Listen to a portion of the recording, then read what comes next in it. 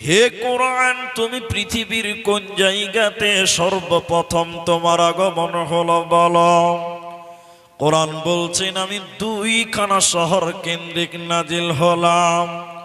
ওই দুই শহর বালুরঘাট মালদা নয়, মালদা রায়গঞ্জ নয়, ওই দুইখানা শহর কোরআনি স্থান পেয়েছে।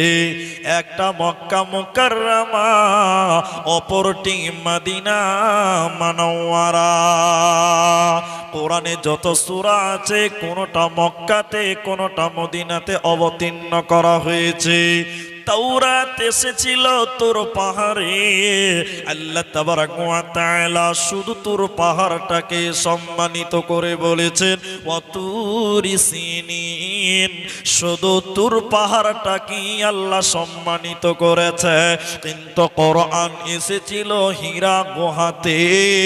আল্লাহ শুধু হীরা গুহাটাকে সম্মানিত করেননি, বরং পুরো দুইখানা শহরকে সম্মানিত করে বলেছেন ওয়াহাদাল বালাদিল আমিন, আমি এই দুই শহর কেন্দ্রিক নাজিল হলাম। কোরআনকে এবার বলেন, কোরআন তুমি বলো কোন জায়গা থেকে তুমি পৃথিবীতে মক্কা মদিনায় তোমার আগমন হয়েছিল, তুমি বলো। কোরআন বলছে শুনে লাও, বাল হুয়া কুরআনুম মাজিদ ফি লাউহিম মাহফুজ, আমি লাউহে মাহফুজ থেকে দীর্ঘ 23 বছর সময় পৃথিবীতে আমার আগমন হলো।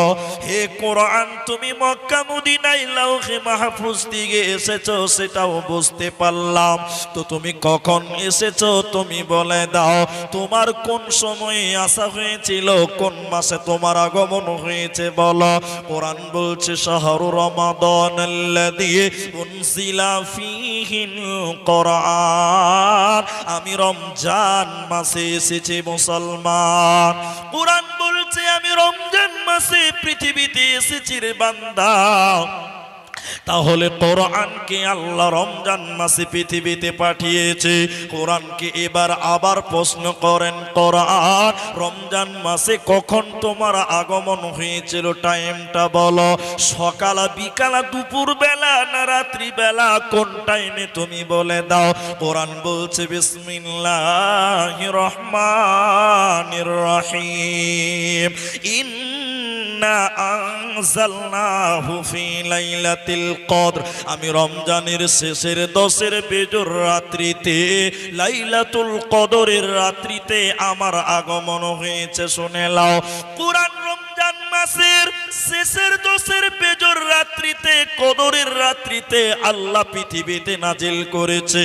শুধু তাই নয়, প্রতি রমজানে নবীজি জিবরাইলকে কোরআন শোনাতেন, কোরআন খতম করে শোনাতেন। জিবরাইল নবীজিকে কোরআন শোনাতেন, নবীজি কোরআন খতম করতেন, জিবরাইলকে শোনাতেন। শুধু তাই নয়, যে বছর বিশ্ব নবী পৃথিবী থেকে বিদায় হয়ে যায়, যে বছর রাসূল পৃথিবীর মায়া ছেড়ে চলে যান, ওই বছর হযরতে জিবরাইলকে বিশ্ব নবী 2 বার কোরআন খতম করে শুনিয়েছিলেন। এজন্য আল্লাহ তাবারাক ওয়া তাআলা বলেন, আমি রমজান মাসের কদরের রাত্রিতে আমি আল্লাহ কোরআন নাজিল করলাম। এবার কোরআনকে পঞ্চম প্রশ্ন করব, কোরআন তুমি বলো, তুমি পৃথিবীতে কেন এসেছো তুমি বলো, তোমার উদ্দেশ্য কি তুমি বলো, তোমার টার্গেট কি তুমি বলে দাও। তুমি কেন এলে, তোমার আগমন কেন হয়েছে তুমি বলো। কোরআন বলছে বান্দা শুনে লাও, হুদাল্লিন্নাস, আমি মানুষের হেদায়াতের জন্য পৃথিবীতে এসেছি বান্দা।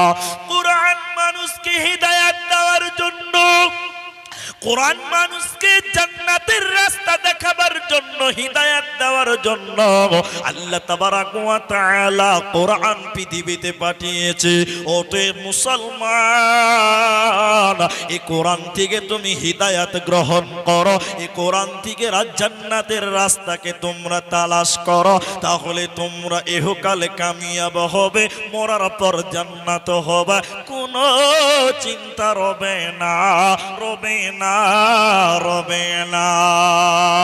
যদি কোরআন হাদিস না মানি জীবনে, কি হবে গো মৃত্যুর পরে। যদি কোরআন হাদিস না মানি জীবনে, কি হবে গো মৃত্যুর পরে। চার মাযহাবকে ফরজ জেনেছি, এক মাযহাবের আমল করেছি। কুরআন হাদিসের দিকে দেখিনি তো ফিরে, কি হবে গো মৃত্যুর পরে। যদি কোরআন হাদিস না মানি জীবনে, কি হবে গো মৃত্যুর পরে, কি হবে গো মতের পরে।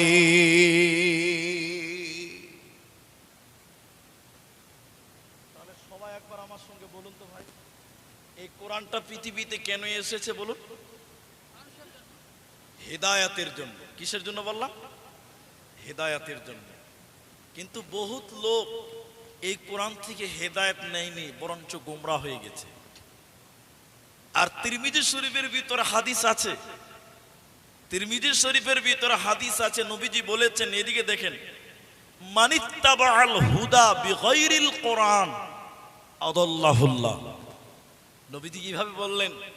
কেউ যদি কোরআন বাদ দিয়ে অন্য কোথাও হেদায়াতের জন্য যায় তো লোকটা গুমরা হবে।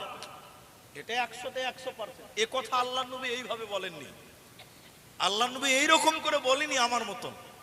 কেউ যদি কোরআন বাদ দিয়ে অন্য কোথায় হেদায়াতের জন্য যায় ওই লোকটা পথভ্রষ্ট হবে, এ কথাও বলেননি। বরং আদাল্লাহুল্লাহ, নবীজি বলছেন আল্লাহ নিজে তাকে গুমরা করবে। বলুন নাউজুবিল্লাহ।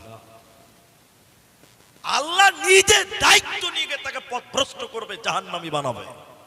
এজন্য কোরআন বাদ দিয়ে অন্য কোথাও হেদায়েত নেওয়া যাবে না। ফামান আসদাকা মিনাল্লাহি কিল, আল্লাহ ছাড়া এবং কোরআন ছাড়া সত্য পৃথিবীতে আর দ্বিতীয় কোনটা হতে 100%, 100তে 100% হতে পারে না। সবকিছুতে ভেজাল আছে, সবকিছুতেই ভেজাল আছে। আছে না ভাই?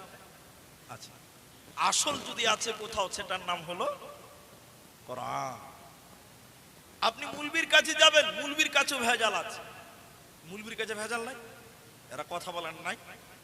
মুলবিদের কাছে ভেজাল আছে। এটা তো রমজান মাস, রমজান মাসে সাহারি খাওয়ার পরে মুলি সাহেব মাইক ধরে বলছে সবাই নিয়ত করো, নিয়ত পড়ো। নিয়ত পড়াচ্ছে নাওয়াইতু আন আসুমা। আপনার দিকে আছে নাই? তো গন্ডগোল সব জায়গাতে আছে।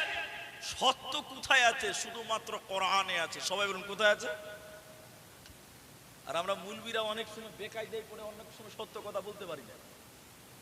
জি, এরকম অনেক জায়গাতে আছে, বলা যায় না।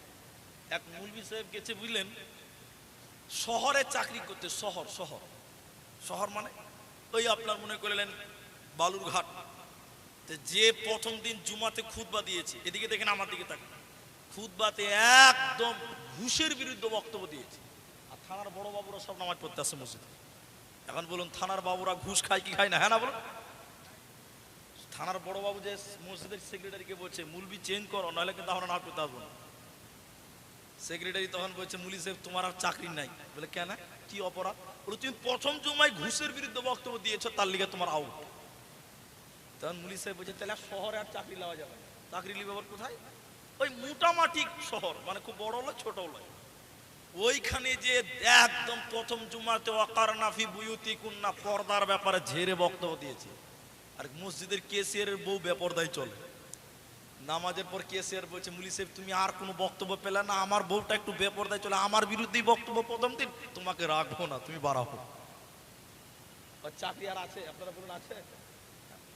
তো মুলবি কইছে যা সালা আজকে গ্রামে চাকরি করবা, শহরেই করবো না।